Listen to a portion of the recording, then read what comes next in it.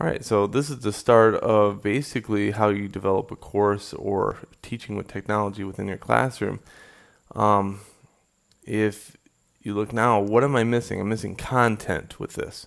So my number 2 choice has always been YouTube. Now I have a kind of a faux pas about that because most schools block YouTube. And why they block it is because it was the first. Now keep in mind there is a lot of these sites out there. There's teachertube.com. That's an amazing site.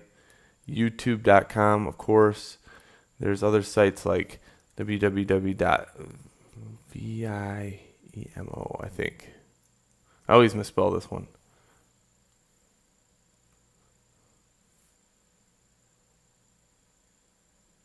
Vimo, V-I-M-E-O. Of course, it looks like they actually put a tag out there because people constantly misspell it. V-I-M-E-O.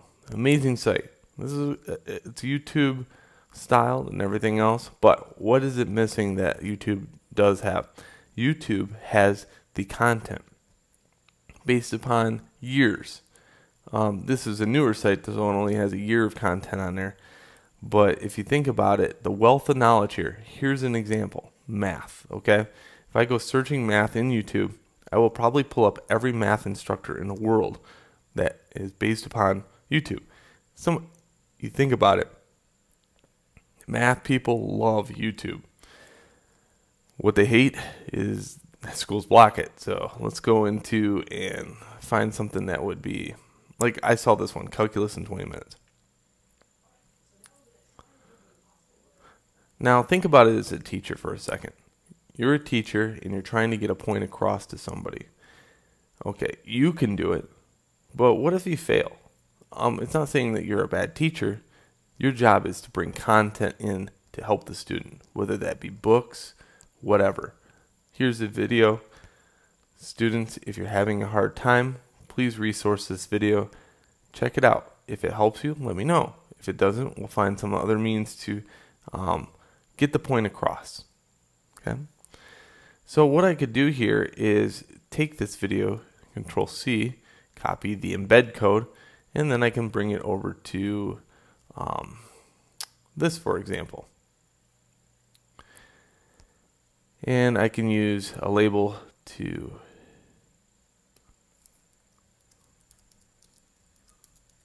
math example.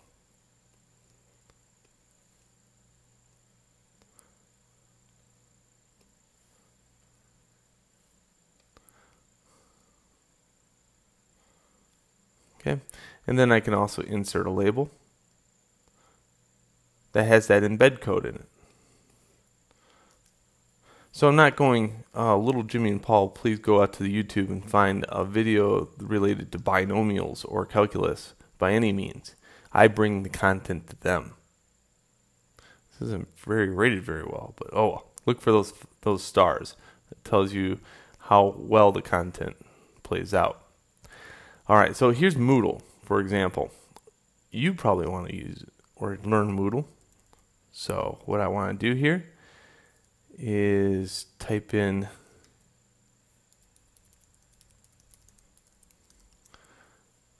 my channel where I got, and this is youtube.com/canned mushrooms. Here's my Moodle training. So this whole series of videos, wouldn't that be nice to have? And what I'm going to do is put that in an embed code, and I have to do that through my videos. I can go to playlists. So playlists are set up very nicely also within YouTube now.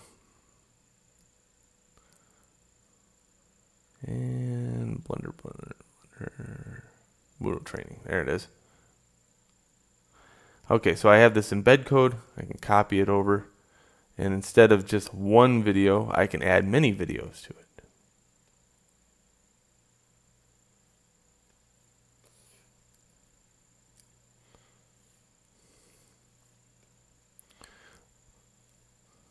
There we go. Now that's a resource you can get to if you want to learn Moodle. So that'll cover everything from using all the activities in here, all these, and grade setup and everything. Okay, so that's tying the video sites back to Moodle. Video sites are pretty amazing. You just got to realize what you're going to be putting on there, whether it be voice and computer related stuff like I do, whether it be a video camera that you got to grab onto to upload videos. If it was just a teacher trying to get videos onto a YouTube like site, probably one of the better cameras that I found was the Flip HD. It's so easy to use, and it puts out a quality video. It already compresses it to YouTube style. See how small and innovative it looks? And you can set this, there's a little tripod thing underneath that you can actually put it on a tripod too, or you can carry it around with you. It's a very good product.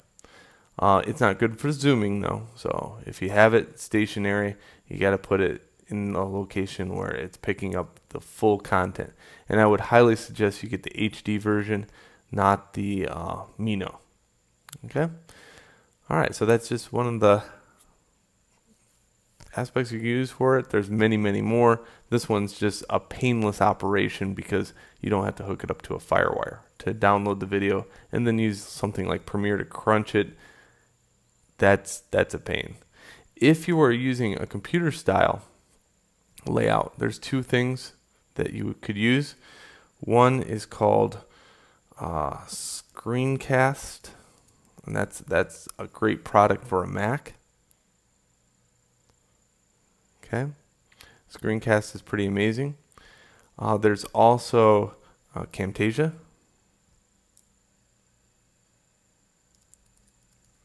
which I will probably butcher the spelling of. TechSmith is the quintessential place to shop for the screen capturing capabilities, by the way. So, Camtasia for the Mac is also available. Camtasia for PC available. Both really great products, easy to use, great layout. So that's where to go if you're making the videos for YouTube. Alright, now go on to the next video where I cover some more tools that you could be using inside your classroom.